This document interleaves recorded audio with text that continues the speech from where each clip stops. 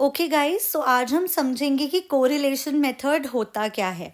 हमेशा हम लोग ना ए और बी दो वेरिएबल्स के कॉज एंड इफेक्ट की बात करते हैं, बट जब हम कोरिलेशन मेथड की बात करते हैं तो कॉज एंड इफेक्ट के ऊपर बिल्कुल भी ध्यान नहीं दिया जाता।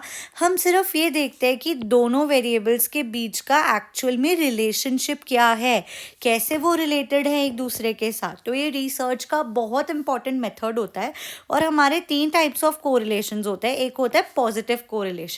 इसमें क्या होता है, फॉर एग्जाम्पल अगर एक वेरिएबल ए है वो इंक्रीज हो रहा है और दूसरा वेरिएबल बी है वो भी इंक्रीज हो रहा है, जैसे जितना ज़्यादा आप पढ़ोगे उतने ज़्यादा आपके मार्क्स आएंगे।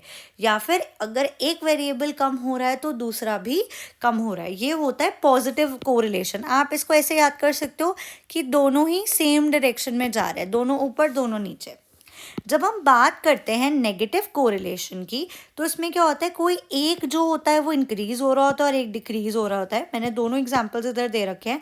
जैसे जितना ज़्यादा आपका फ्रेंड सर्कल का सपोर्ट उतना ही कम आपका स्ट्रेस लेवल्स।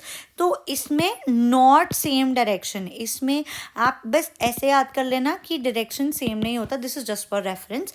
नेक्स्ट होता है ज़ीरो कोरिलेशन, यानी कि ए और बी का कोई लेना देना नहीं है। इसमें मैंने पहले सोचा था एग्जांपल ये हो सकता है कि जितने ज़्यादा इंस्टाग्राम के फॉलोअर्स उतनी ज़्यादा खुशी, बट आजकल ये कोरिलेशन में है। सो हम ये बोल सकते हैं कि जितना ज़्यादा आप एप्पल खाओगे उतने ज़्यादा फॉलोअर्स, कोई लेना देना नहीं है आपस में। So that is zero correlation.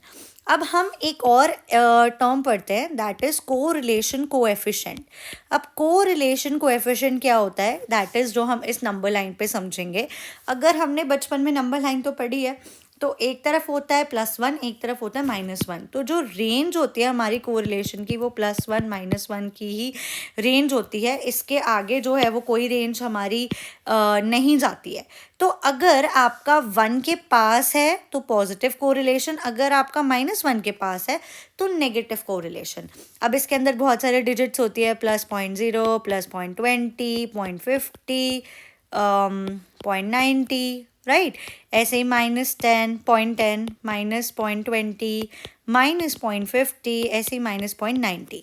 तो जितना ज़्यादा आप ज़ीरो की तरफ जाते हो उतना ही ज़ीरो कोरिलेशन की तरफ आता है, या लेस है दोनों साइड, ठीक है, नॉट वेरी पॉजिटिव और नॉट वेरी नेगेटिव। और जितना ज़्यादा एक्सट्रीमिटीज़ की तरफ जाता है उतना ही ज़्यादा कोरिलेशन है। अगर इस तरफ जा रहा है तो वेरी हाई पॉजिटिव कोरिलेशन, इस तरफ जा रहा है तो very high negative correlation, and हम इनको इन साइन से डोनेट करते हैं। इनके 3 ग्राफ्स भी होते हैं जिससे हम इसको स्टडी करते हैं।